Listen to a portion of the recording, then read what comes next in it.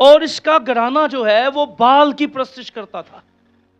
खुदा ने इसे कहा कि तुमने सबसे पहला क्या काम करना है कि बाल के बुत को तोड़ना है, बाल के मजबा को तोड़ना है। क्या करना है? कभी कभी खानदान में भी ऐसे बाल होते हैं जो खुदा के मामले में रुकावट का बाइस बनते हैं, और कभी कभी हमें ऐसे फैसले करने पड़ते हैं जो हमारे खानदान के खिलाफ, हमारी जिंदगियों के खिलाफ होते हैं, जिसके लिए हमें मुखालफत का सामना करना पड़ता है। और इसने बड़ी मुखालफत का सामना किया। इसने क्या किया? इसने उस बुत को तोड़ा और इसके बाप ने कहा कि अब क्या करेगा? बाल तुझसे खुद लड़ेगा। फिर इसका नाम यरबाल रख दिया गया। क्या कर दिया गया? अब इस नाम के पीछे जो पस मंजर था वो ये था, इसने अपने खुदा के लिए अपने घर से बगावत की और इसने उस बुत को तोड़ दिया जो इसको बुत परस्ती की तरफ लेकर जा रहा था। क्या कर लेकर जा रहा था? बुत।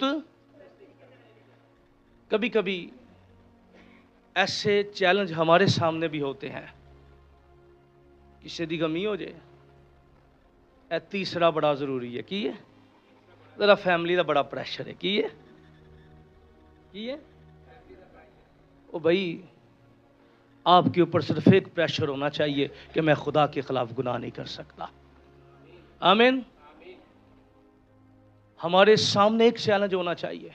शादी हो जाए, ए जरा दूरों ताए दे मुंडे आए ने, इन्हां जरा पैर बड़ा बजदा है, इन्हां नूं जरा खुश कर लो।